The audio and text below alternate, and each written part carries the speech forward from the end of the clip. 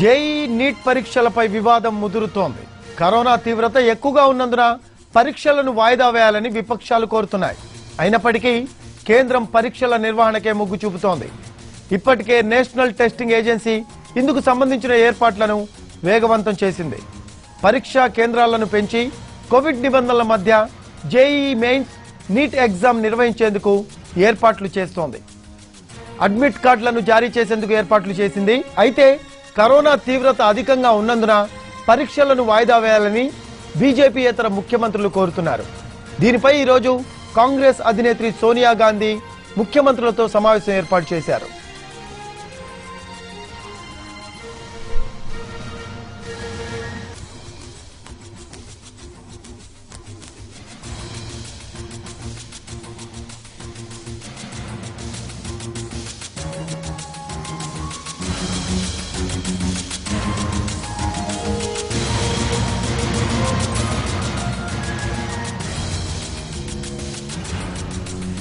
JEE NEET పరీక్షలపై సుప్రీంకోర్టుకు వెళ్దామన్నారు Bengal CM మమత.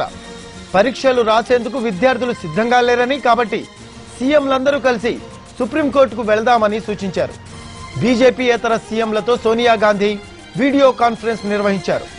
ఈ మీటింగ్కు 7 రాష్ట్రాల సీఎంలు హాజరయ్యారు. అయితే ఈ అంశాన్ని ప్రధాని మోడీ, రాష్ట్రపతి కోవింద్ దృష్టికి తీసుకువెళ్లి అప్పటికీ పరిష్కారం రాకుంటే సుప్రీంను ఆశ్రయించొచ్చన్నారు Jharkhand CM Hemant Soren.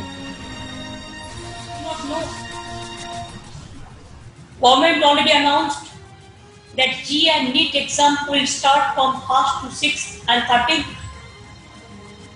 But how they will give the examination, I do not know, because more than 25.50 lakh students are involved. Even more than 4,500 to the centers are already there. Really is not working properly. Aviation also there are some problems. Transportation is also not effectively working because of this lockdown system and all this.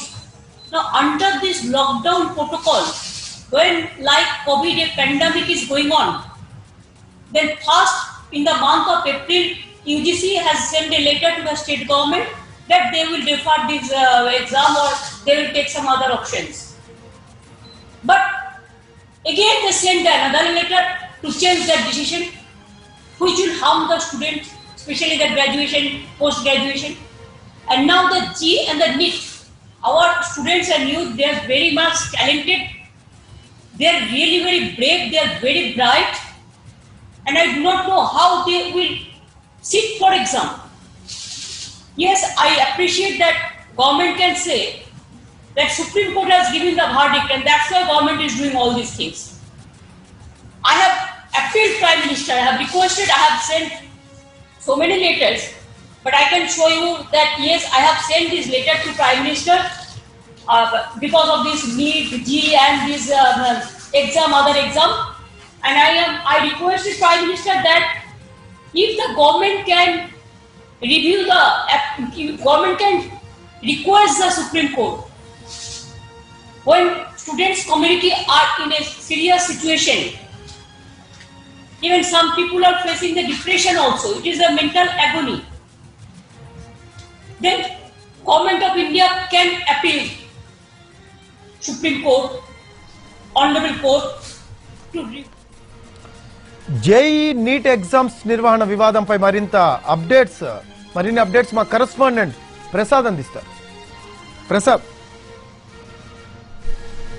Congress party నాయకత్వ సంక్షోభం నుంచి బయటపడిన తర్వాత తాత్కాలిక అధ్యక్షులుగా ఉన్నటువంటి సోనియా గాంధీ చాలా వేగంగా ప్రజా సమస్యలపై పోరాడేందుకు సిద్ధమయ్యారు. అదేవిధంగా బీజేపీకి వ్యతిరేకమైనటువంటి అన్ని శక్తులను కూడా కూడగట్టుకొని సంయుక్త ఉమ్మడి పోరాటానికి నాంది పలికే దిశగా ఆమె అడుగులేస్తున్నారు. అందులో భాగంగానే చాలా చొరవ తీసుకొని వెస్ట్ బెంగాల్ ముఖ్యమంత్రితో పాటు కాంగ్రెస్ పార్టీ చెందినటువంటి 4 ముఖ్యమంత్రులు, మహారాష్ట్ర ముఖ్యమంత్రి, అదేవిధంగా జార్ఖండ్ ముఖ్యమంత్రి వీరందరితో కూడా వీడియో కాన్ఫరెన్స్ నిర్వహించి కేంద్రం తన పెత్తందారితనాన్ని చూపిస్తుంది, రాష్ట్రాల యొక్క హక్కులను హరిస్తుంది, రాష్ట్రాలపై ఇష్టం లేకుండానే తన యొక్క నిర్ణయాలను రుద్దుతుంది అన్న అంశాన్ని చాలా బలంగా ఈ సమావేశంలో అందరూ ముఖ్యమంత్రులంతా కూడా వ్యక్తం చేయడం జరిగింది.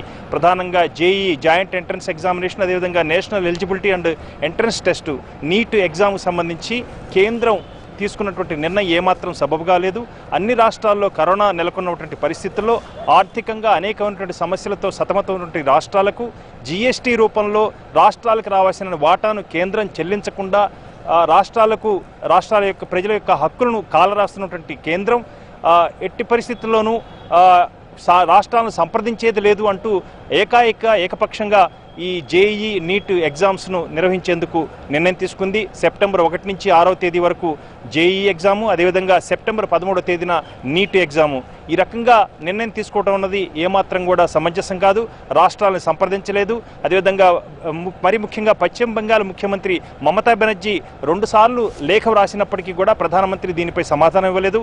పరీక్షలను వాయిదా వేయండి, విద్యార్థులు మానసిక ఆందోళనకు గురయ్యే అవకాశం ఉంది, ఎట్టి పరిస్థితుల్లోనూ తొందరపడి ఎగ్జామ్స్ను నిర్వహించేందుకు నిర్ణయం తీసుకురాదని చెప్పి కోరినప్పటికీ కూడా ప్రధానమంత్రి ఎలాంటి సమాధానం ఇవ్వలేదని చెప్పి పశ్చిమ బెంగాల్ ఈ సమావేశంలో పేర్కొనడం జరిగింది. అదేవిధంగా పంజాబ్ ముఖ్యమంత్రి కెప్టెన్ అమరీందర్ సింగ్ కూడా ఈ విషయంపై 3 సార్లు లేఖలు వ్రాశాను ప్రధానమంత్రికి, అయినా సమాధానం లేదన్న అంశాన్ని కూడా మాట్లాడుతూ మమతా బెనర్జీ ఉమ్మడి పోరు చేయాలన్న అంశంపై సమర్థిస్తూ కూడా మాట్లాడడం జరిగింది. అదేవిధంగా మహారాష్ట్ర ముఖ్యమంత్రి ఉద్ధవ్ ఠాక్రే కూడా చాలా బలంగా చాలా ఘాటుగా స్పందించారు. కేంద్రానికి తలవగ్గి వంగాలా లేకపోతే ఎదిరించి పోరాడాల నిర్ణయం తీసుకోండి అన్న అంశాన్ని కూడా చాలా ఘాటుగా చెప్పడం జరిగింది. ఈ నేపథ్యంలో అందరూ కూడా సమిష్టిగా ఉమ్మడి పోరాటం చేయాలి. గత వారం సుప్రీంకోర్టు నిర్ణయం తీసుకుంది. విద్యార్థులు దాదాపు 11 రాష్ట్రాలకు చెందినటువంటి 11 మంది విద్యార్థులు ఈ అంశంపై సుప్రీంకోర్టును ఆశ్రయించడం జరిగింది. ఈ ఎగ్జామ్స్ను వెంటనే పోస్ట్పోన్ చేయాలి, తొందరపడి నిర్ణయం తీసుకురాదు, ఆ మేరకు సుప్రీంకోర్టు నిర్ణయం తీసుకోవాలని చెప్పి విద్యార్థులు అభ్యర్థించినప్పటికీ కూడా సుప్రీంకోర్టు ససేమిరా అంది. సుప్రీంకోర్టు గత వారం ఇచ్చినటువంటి తీర్పులో ఈ రకంగా జీవితం కొనసాగాల్సి ఉంది, ఎక్కడా కూడా ఆగిపోవడానికి వీల్లేదు, ఒక విలువైనటువంటి విద్యా సంవత్సరాన్ని కోల్పోవడానికి విద్యార్థులు సిద్ధంగా ఉన్నారా అని అంటూ విద్యార్థులు చేసుకున్న విన్నపాన్ని కొట్టివేస్తూ ఎగ్జామ్స్ నిర్వహించేందుకే సుప్రీంకోర్టు కూడా నిర్ణయం తీసుకుంది. ఈ నేపథ్యంలో కేంద్ర ప్రభుత్వం 1వ తారీఖు నుంచి 6వ తేదీ వరకు జేఈ ఎగ్జాము, అదేవిధంగా సెప్టెంబర్ 13వ తారీఖున నీట్ ఎగ్జామ్ నిర్వహించేందుకు తేదీలను ఖరారు చేసింది. అదేవిధంగా హాల్ టికెట్స్ను కూడా జారీ చేయడం జరిగింది.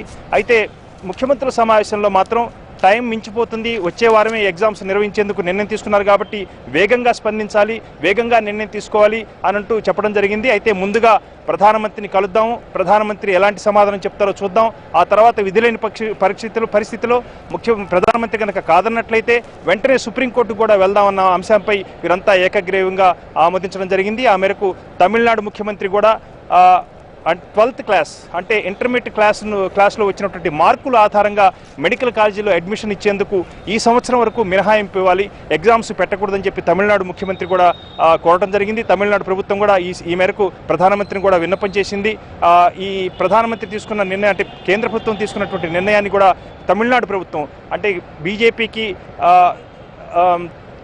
సహపక్షంగా ఉన్నటువంటి ఏఐడిఎంకే ప్రభుత్వంగా ఉన్నటువంటి తమిళనాడు ప్రభుత్వం కూడా ఈ అంశంపై విభేదించింది. ఈ రకంగా అన్ని రాష్ట్రాలు కూడా తమకున్నటువంటి ఆర్థిక పరిస్థితులు, కరోనా పరిస్థితుల్లో విద్యార్థులకు ఎగ్జామ్ రాసేందుకు అనేకమైనటువంటి ఏర్పాట్లు చేయాలి కాబట్టి అనేకమైనటువంటి సమస్యలు ఉన్నాయి. అదేవిధంగా జార్ఖండ్ ముఖ్యమంత్రి శిబు సోరెన్ కూడా దీనిపై మాట్లాడుతూ ఇప్పటికే తన తల్లిదండ్రులకు ఇద్దరికి కూడా కరోనా వచ్చింది, అదేవిధంగా రాష్ట్రంలో అనేకమైనటువంటి ఏర్పాటు చేసేందుకు కూడా అనేక సమస్యలు ఉన్నాయి కాబట్టి ఈ ఎగ్జామ్స్ని వెంటనే పోస్ట్పోన్ చేయాలని చెప్పి సోరెన్ కూడా కోరటం జరిగింది.